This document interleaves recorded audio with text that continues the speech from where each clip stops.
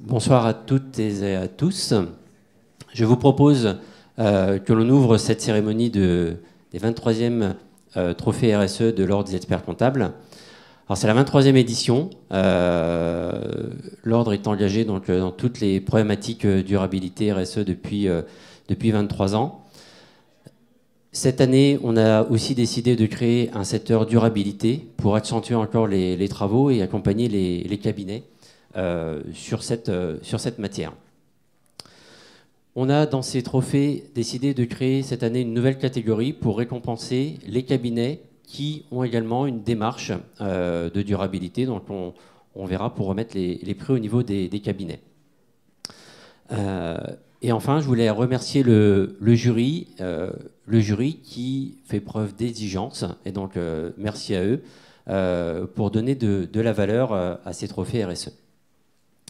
Donc, je vous propose que l'on commence par la catégorie cabinet. Donc, dans la catégorie cabinet, la meilleure démarche RSE, le lauréat, le cabinet Dangean et Associés.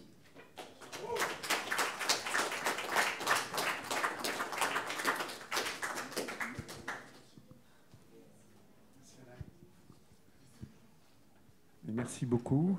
Je ne savais pas que l'Ordre travaillait depuis 23 ans sur le sujet. Donc, comme quoi, il faut qu'on accélère encore la communication entre l'Ordre, les cabinets, tout ça pour créer un cercle vertueux. Chez Dangean Associés, effectivement, la RSE, c'est quelque chose de très important. C'est très important à 3 niveaux. D'abord parce que c'est des convictions personnelles que je porte depuis très longtemps. Je suis moi-même très engagé à titre personnel. Il y a plus de 10 ans, j'ai déjà créé une fondation pour la dépollution des terres agricoles.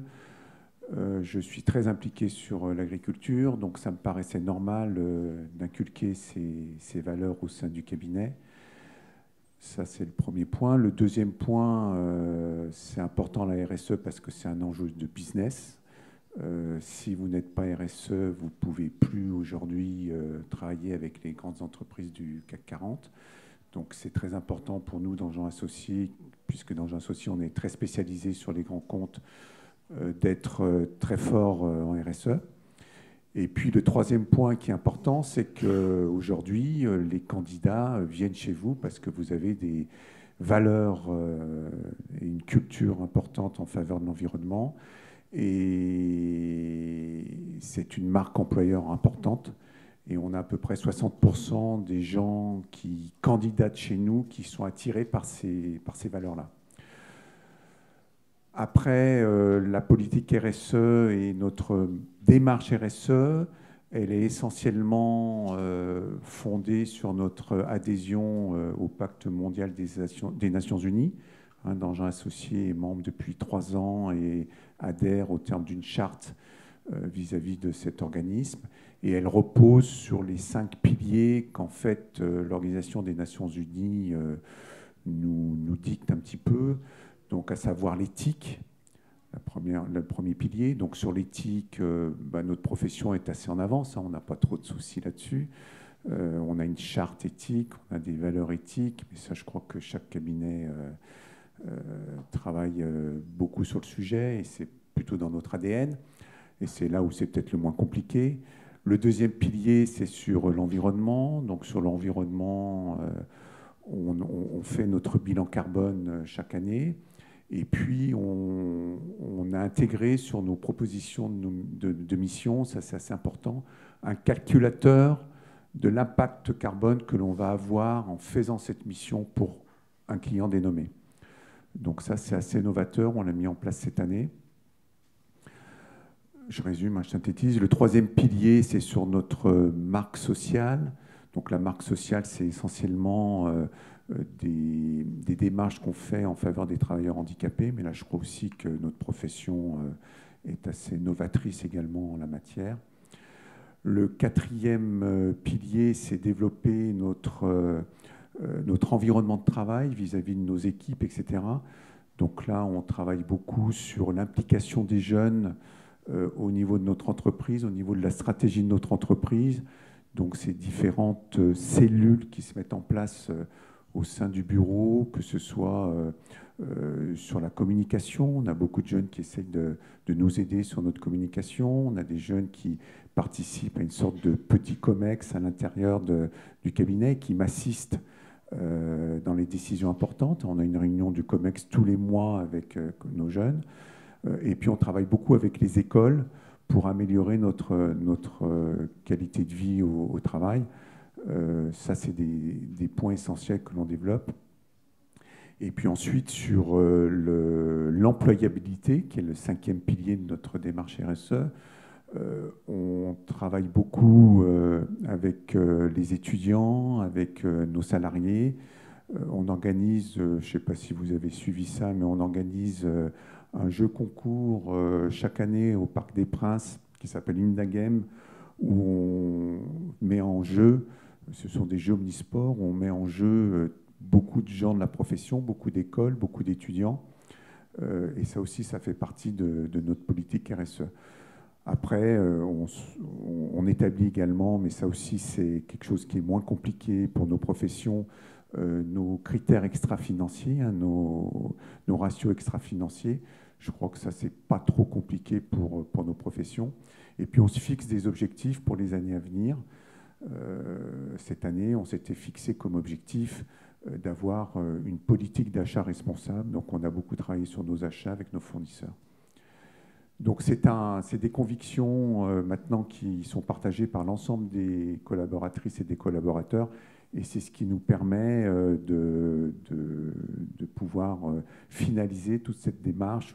J'imagine que c'est par ce document que vous nous avez connu, par un rapport RSE qui est assez plébiscité par beaucoup de chefs d'entreprise et de patrons du CAC 40 qui nous écrivent en trouvant notre rapport RSE très lisible. C'est vrai que on a beaucoup travaillé là-dessus et que c'est un peu ce qui est notre marque de fabrique et qui concrétise un petit peu tout le travail qui est fait par les équipes en amont. Voilà. Mais écoutez, je vous remercie et puis merci beaucoup pour... Félicitations à vous.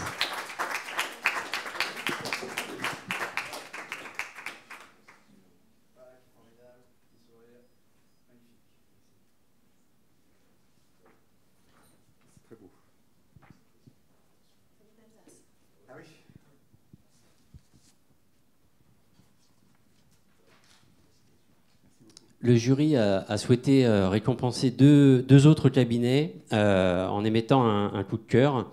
Donc le premier coup de cœur, c'est le coup de cœur cabinet engagé pour le cabinet Expertise, donc qui ne peut pas être présent ce soir, qui a commencé sa démarche RSE en 2021. C'est un cabinet qui a un effectif de 11 salariés qui est installé en région PACA.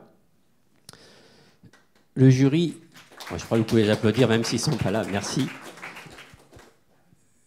Ce qui leur a valu le coup de cœur, le jury a trouvé que le cabinet avait donné un sens particulier au volet social, qui est le poumon en fait, de notre métier, avec de nombreuses actions et initiatives en faveur de la qualité de vie au travail.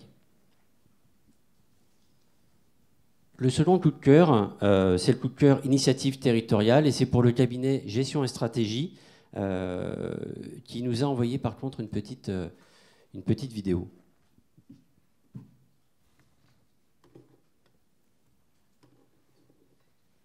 Ça commence par... Alors je vais sortir.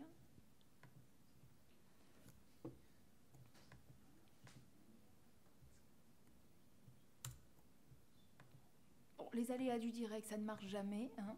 On est bien d'accord. Cliquez. Eh ben, pourquoi il veut pas?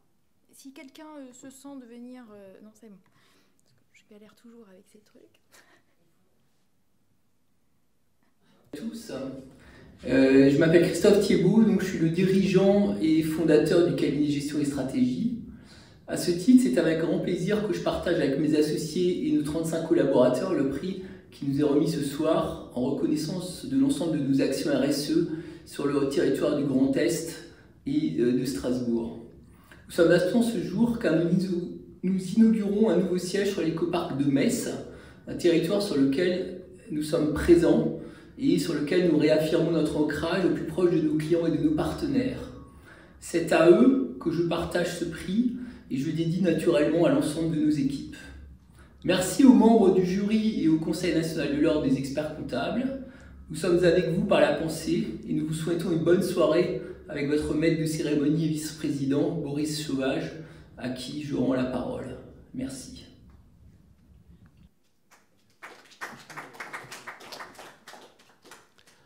Alors pour ce cabinet, donc le jury, en fait, le coup de cœur du jury, c'était le souhait de remettre l'humain au cœur des échanges liés au développement économique local. Et le jury également notait la volonté, vous l'avez vu, du dirigeant de transmettre, en fait, dans sa transmission de cabinet, tout son engagement, toute sa démarche RSE.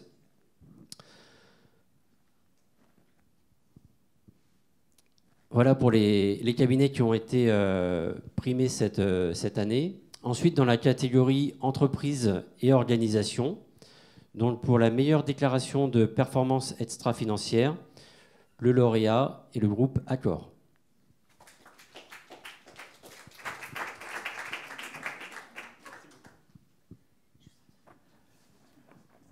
Merci pour cette distinction. C'est bien de parler de... Oui, je suis... Je peux pas vous louper. Ah oui, décidément. Ok, vous finirez bien de mon nom. Donc merci. C'est bien de parler de meilleure déclaration de performance extra-financière. Déjà, est-ce que tout le monde sait ce que c'est une déclaration de performance extra-financière? La DPEF, c'est la partie du document d'enregistrement universel qui traite des sujets sociaux, environnementaux et de gouvernance dans le rapport annuel. On parle de meilleure DPEF parce qu'il faut l'améliorer d'année après année. Et dans la conférence précédente, j'entendais dire que la première année, ça demande un petit peu d'effort et qu'ensuite, ça roule toujours. Ce n'est pas toujours le cas. Pour moi, dans une démarche d'amélioration continue. Et c'est ce qui rend cet exercice encore plus intéressant. Et les nouveautés réglementaires qui nous parviennent chaque année ou par grandes vagues comme celle qui arrive bientôt, nous permettent de rendre l'exercice encore plus palpitant. Donc oui, on est ravis de recevoir ce prix. Quand on nous l'a annoncé, j'ai trois termes qui me sont venus en tête, trois termes qui commencent par un T, donc c'est assez simple à retenir. Le premier, c'est qu'il illustre la transformation du groupe. On a voulu, à travers notre nouvelle approche développement durable, parler d'hospitalité contributive et avoir une nouvelle approche qui met l'humain et la nature au cœur de notre stratégie de développement durable. Tout ça dans les différentes phases de l'expérience qu'on peut avoir dans un hôtel, c'est-à-dire la phase de stay, eat, explore, séjourner, s'alimenter et explorer autour de l'hôtel. Donc voilà, c'est toute une nouvelle approche qu'on a voulu développer et la transformation elle est au cœur de cette DPEF et je pense que c'est ce que vous avez voulu souligner par ce prix aujourd'hui et je vous en remercie. Le deuxième point, c'est encore un T, c'est le travail d'équipe ou le team comme vous voulez en anglais, ça marche dans les deux cas. Ce travail d'équipe, il est indispensable pour parvenir à une DPEF de qualité. C'est bien évidemment l'équipe développement durable et le pôle performance que je pilote qui ont en charge la rédaction et la préparation de ce document, mais c'est tous les services avec lesquels on collabore, la finance, la communication financière, les premiers, mais également les services transverses, la gouvernance, le juridique, les ressources humaines qui sont très importantes aussi dans l'établissement de ce type de documents, les achats. Donc voilà, c'est un travail d'équipe et c'est important de le préciser. Le troisième T, c'est la transparence, et ça c'est un point crucial dans l'exercice de DPEF, et cette transparence, elle nous est challengée quotidiennement par notre OTI, c'est la raison pour laquelle j'ai demandé à notre OTI PwC avec Cédric Asser, le partenaire qui s'occupe de nous, d'être là ce soir, parce que cette exigence de transparence, ils nous la transmettent au quotidien. Quand on lit une DPEF, on doit pouvoir comprendre de manière immédiate et sincère ce qu'a voulu dire la compagnie qui l'a rédigé. Et ça, c'est une exigence qu'on a au quotidien dans la rédaction. Et je dis au quotidien parce qu'en fait, la DPEF, ce n'est pas un sprint de 2-3 mois en fin d'année ou en début d'année en fonction de son calendrier. C'est une course de fond qui se court toute l'année. Donc c'est important d'avoir des partenaires compétents, des partenaires qui vont se rendre disponibles pour toute l'année, essayer d'améliorer cet outil-là et encore plus dans des situations comme celles qu'on va vivre bientôt avec la CSRD. Donc c'est une course de fond qui pourrait peut-être se transformer même en trail avec la montagne CSRD qui se dessine. Donc c'est un 4e T. Mais voilà, donc c'est la bonne transition pour laisser le micro à Cédric et encore merci à tous pour ce prix. Bravo. Bravo Victor, il est très modeste, mais c'est un énorme travail qui a été fait par son équipe. Moi, je vais juste dire un mot sur le dernier T, transparence, et simplement pour témoigner des conditions qui, je crois, sont importantes dans lesquelles on a pu travailler à vos côtés. Et merci de nous avoir fait confiance pour ça. Transparence et transparence à tous les niveaux de l'organisation. Et ça, je crois que c'est un élément essentiel.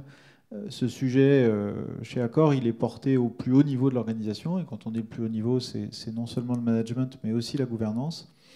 Et donc, non seulement on a pu faire notre travail au quotidien dans les conditions que tu as décrites, mais ce travail, vous avez aussi souhaité qu'on puisse ensemble venir le restituer auprès du management et de la gouvernance et entendre de façon totalement franche, directe et transparente ce qui allait et puis ce qui était susceptible d'être amélioré. On parlait d'amélioration continue, il y a encore, et il y aura toujours sans doute, des choses à améliorer. Et je pense que cette qualité de dialogue, et en particulier dans un contexte dans lequel il y a une attente très très forte de l'ensemble des parties prenantes pour plus de qualité, plus d'informations, plus de profondeur, elle est essentielle pour, in fine, arriver à produire un document dont vous êtes fiers et sur lequel nous, on peut porter une opinion. Donc, merci pour ça.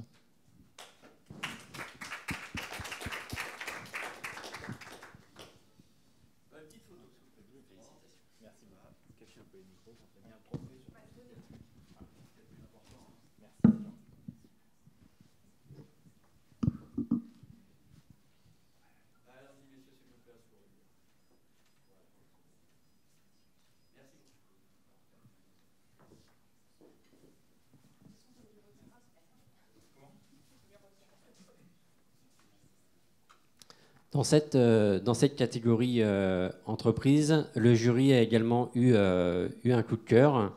Et ce coup de cœur, donc pour initiative ambassadeur RSE, il l'a décerné à l'entreprise Konica Minolta.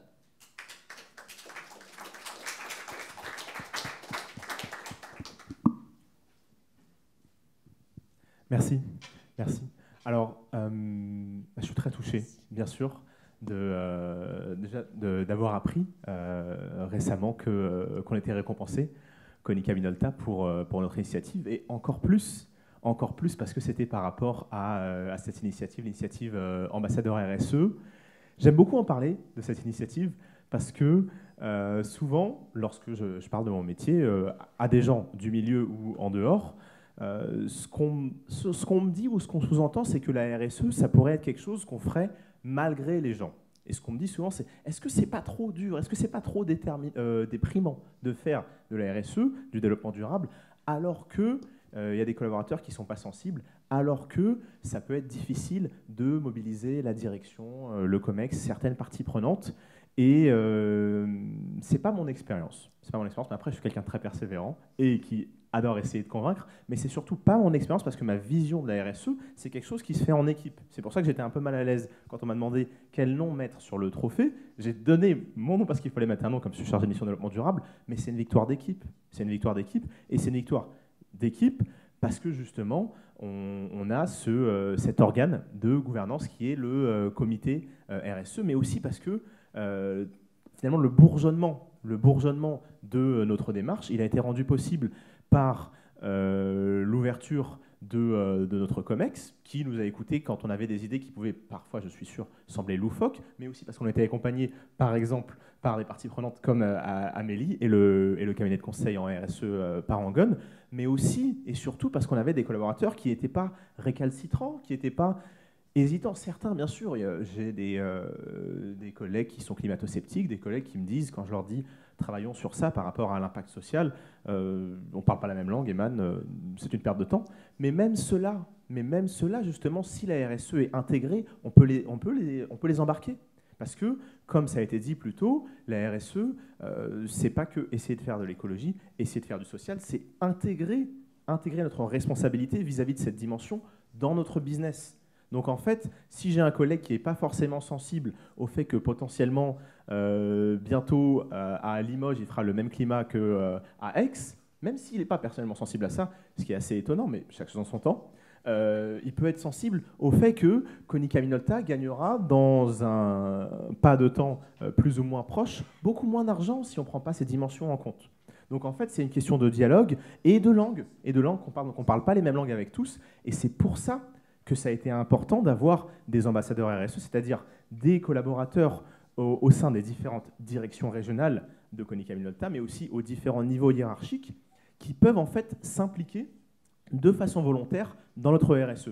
On les implique en amont, les consultants, mais aussi en les faisant participer à des actions. Par exemple, là, ils sont en train de travailler sur l'organisation de la Semaine européenne du développement durable, mais également différents types d'actions. On les sensibilise également pour les faire monter en compétences. Ça nous permet d'avoir différentes visions, de parler les différents langages qui sont nécessaires lorsqu'on mène un projet transverse. Donc par rapport à tout ça, je suis extrêmement ravi du fait que l'ordre national le Conseil national de l'ordre des experts comptables reconnaisse notre démarche et ait souligné l'originalité et l'ambition du projet des ambassadeurs RSE. Et je suis encore plus ravi de pouvoir le partager avec tous les ambassadeurs avec lesquels j'ai hâte d'en parler, mais aussi avec Amélie avec laquelle je partage la scène.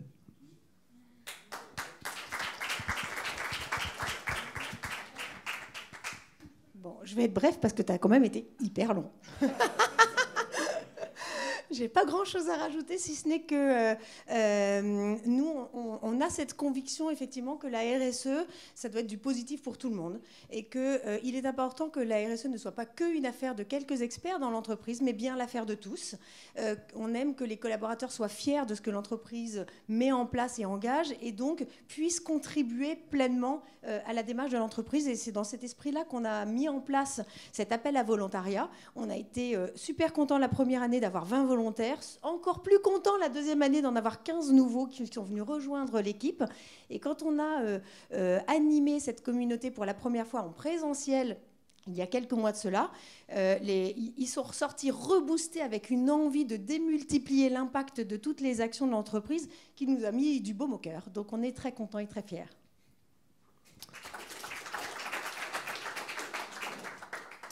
Félicitations. Merci beaucoup.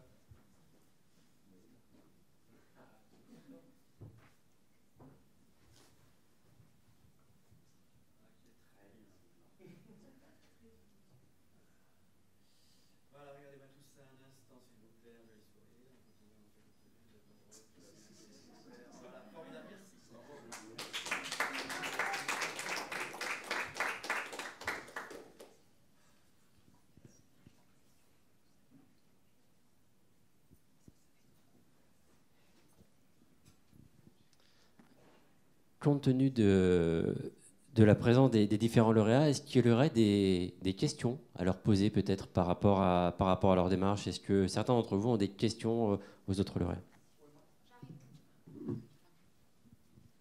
Je suis désolé, hein, je vous ai déjà dit que j'ai trouvé ça super que vous fassiez ça et que ce soit le 23e.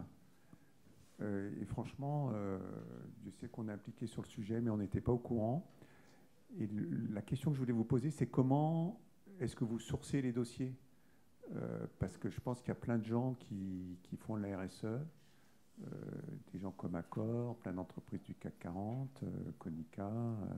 Et comment est-ce que vous faites pour sourcer les dossiers? Parce que c'est un champ immense, quoi, en fait. Et idem pour les cabinets. Comment? Alors oui, c'est moi qui vais répondre puisque c'est moi qui m'occupe du sourcing. Alors on a deux cibles, entre guillemets. On a la cible expert comptable. Alors il y a beaucoup de communication qui part, donc je sais qu'on est souvent un peu caché, donc il faut voir notre communication. Mais voilà, on passe par les experts comptables. Alors nouveauté cette année, c'est que vous avez peut-être plus vu l'information parce qu'on avait un prix dédié au cabinet. Mais on propose aussi aux experts comptables de faire remonter des dossiers clients. Et le deuxième sourcing, c'est que là, cette année, en plus, nous étions associés au Salon Pro Durable, donc il y a l'information qui est passée, et on passe avec nos partenaires. Alors, cette année était un petit peu compliquée, mais c'est l'après-Covid, enfin, plus 2 ans, mais enfin, on est encore un peu dans le jus. Et sinon, on fait aussi avec un certain nombre d'entreprises qu'on a eu en contact lors de différentes éditions, puisqu'en 23 ans, on a eu quand même quelques cabinets, quelques entreprises, dont Accor, d'ailleurs, il y a 17 ans. Comme quoi ils reviennent. Donc c'est vrai que ça existe depuis 23 ans alors. Oui, depuis l'an 2000, et avant c'était au niveau européen. Voilà. Donc la profession est engagée quand même sur le sujet depuis 87. Voilà.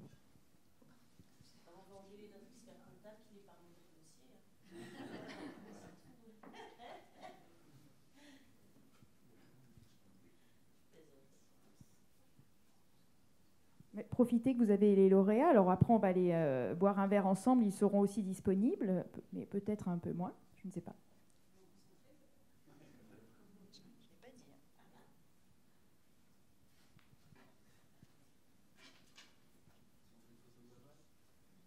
Oui, attends, il y a des questions.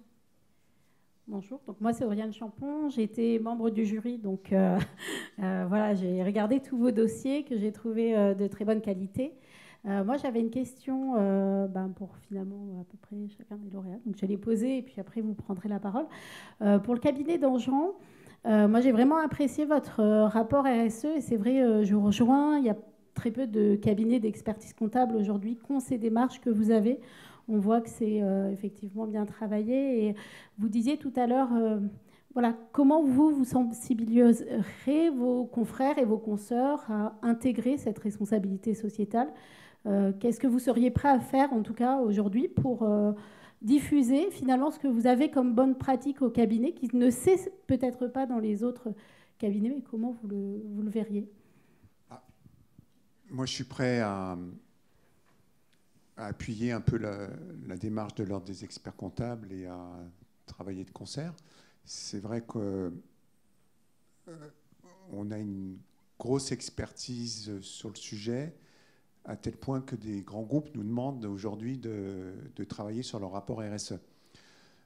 Alors, on n'a pas les équipes, parce qu'on n'avait pas prévu ce marché-là. Ce n'est pas une question de marché pour nous, c'est une question de conviction, comme je vous l'ai dit tout à l'heure. Mais c'est vrai que muni de cette expérience, plus les quelques missions qu'on a pu faire pour des grands groupes, je ne veux pas dire à titre symbolique, mais ce n'est pas notre cœur de métier, le cabinet pourrait effectivement coopérer avec l'ordre et tous les autres cabinets, sachant, comme je le disais également tout à l'heure, qu'il y a beaucoup de choses assez simples que l'on peut mettre en place, et surtout il y a beaucoup de choses que les cabinets font déjà sans le savoir. Et c'est ça qui est important, c'est que je pense qu'au fond de nous-mêmes, on a tous des convictions, et que sans le savoir, sans le matérialiser, on le fait déjà. Et qu'en fait, il y a beaucoup de la démarche RSE qui résulte d'une extériorisation de ce qu'on pratique déjà en interne, vis-à-vis de nos collaborateurs et collaboratrices, vis-à-vis des parties prenantes et vis-à-vis de l'extérieur. Merci beaucoup. Après, j'avais une question pour Konita. Je ne sais jamais dire Minolta. Comment ça se passe au niveau du réseau d'ambassadeurs, au niveau de vos équipes? Comment ça a été au début diffusé? Est-ce qu'il y a eu un accord de la direction pour pouvoir mettre en place ce réseau d'ambassadeurs?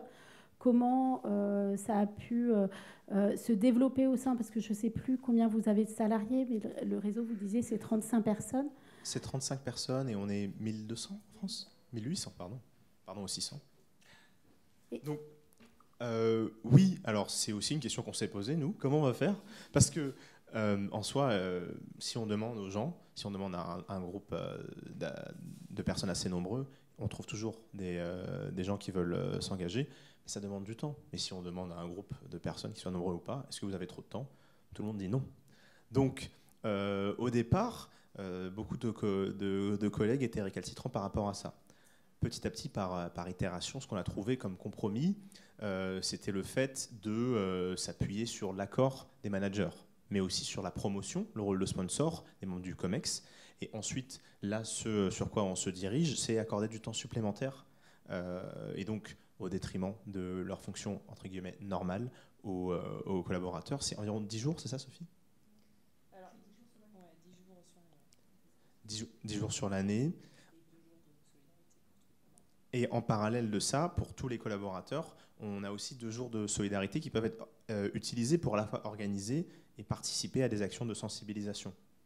Donc en fait, il y a quand même du temps de, entre guillemets, travail normal qui doit être sacrifié, mais en montrant que c'est la volonté, en montrant qu'il y a des concessions, des compromis qui sont faits, et aussi en récompensant ça, notamment parfois, par exemple, avec des trophées au hasard, ça permet certaines choses. Mais c'est encore quelque chose, justement, sur quoi on travaille aujourd'hui. Encore, c'est vraiment de l'amélioration continue. Le réseau de cette année est très différent de celui de l'année dernière, et je suis sûr que celui de 2024 n'aura rien à voir. J'espère. Ça voudra dire qu'on continue à s'améliorer, et c'est ce qu'on veut. Donc, allocation de moyens humains, finalement, pour pouvoir faire vivre ce réseau, qui se réunit combien de fois, ou comment ça se... Ils ont des actions particulières? Oui, alors ils ont des actions particulières. Parfois, on les mobilise sur certaines missions localisées, mais ils se réunissent aussi, justement, dans le cadre de comités ambassadeurs, au moins une fois par trimestre. D'accord. Et il y a aussi, mais en fait, on finit par échanger entre 5 et 10 fois par an, au moins, et beaucoup plus pour les plus actifs. D'accord. Super, merci beaucoup. Et j'avais une dernière question. Je profite pour accord. Merci, Émilie. Concernant, vous disiez tout à l'heure que vous aviez vraiment un enjeu de transformation à travers votre déclaration de performance extra-financière. Pour l'avoir vu, on sent que vous allez vers la CSRD avec ces sujets aussi. Comment vous passez est-ce qu'il y a eu une prise de conscience, en tout cas, pour se dire la RSE, c'est un sujet de transformation dans l'organisation? La manière dont on a voulu penser la nouvelle stratégie, la nouvelle approche dont je vous parlais tout à l'heure d'hospitalité contributive, elle est complètement en lien avec notre modèle d'affaires. Donc en cela, on essaye de coller au plus près à la stratégie de l'entreprise, puisque le modèle d'affaires est censé décrire la stratégie de l'entreprise. Donc voilà, on a clairement ce souci d'avoir un alignement constant entre le modèle d'affaires, l'approche stratégique et les outils qui permettent d'aller vers la CSRD. Et je pense notamment à la matrice de matérialité, par exemple, qui permet de développer les enjeux. Alors là, je vous l'ai fait dans le mauvais sens, que finalement, ce serait la matrice de matérialité qui devrait définir la stratégie. Simplement, on fait pas comme dans une maison, on ne fait pas toujours toutes les pièces en même temps. Donc, nous, on a choisi cette approche il y a 2 ans. On est en train de travailler sur notre matrice de matérialité, sur la remise à niveau, la remise à jour de cette matrice de matérialité, avec les nouvelles règles de double matérialité, qui nous permet de restructurer, de redonner un petit peu d'énergie à l'approche, peut-être changer certains enjeux. Et ça, c'est intéressant dans le cadre de la CSRD, ça nous amène à repenser des enjeux. On va publier une matrice de matérialité, par exemple, dans notre prochaine DPEF, avec des enjeux qui n'étaient pas forcément des enjeux prioritaires dans notre DPEF 2022.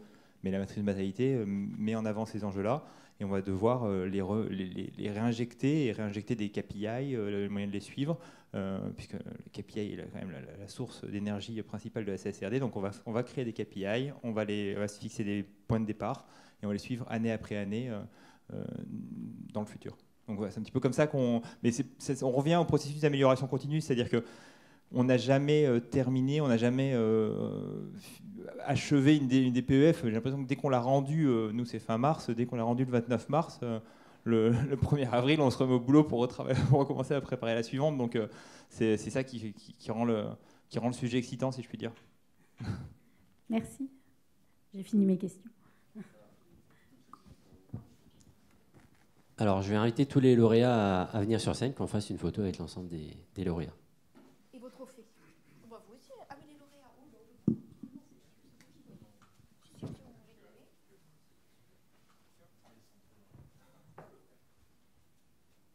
Les équipes peuvent y aller aussi.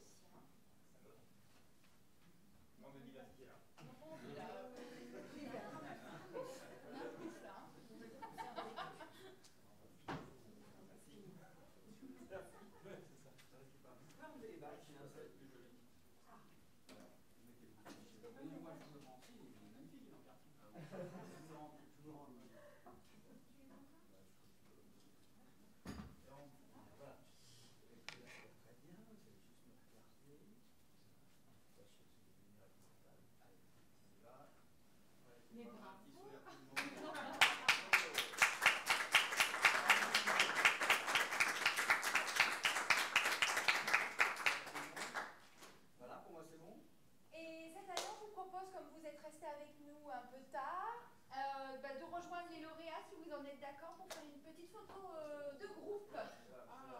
Allez, levez-vous et venez nous rejoindre. Nous aussi. Vous, c'est vous. La salle. Oula. Allez. Les grands devant.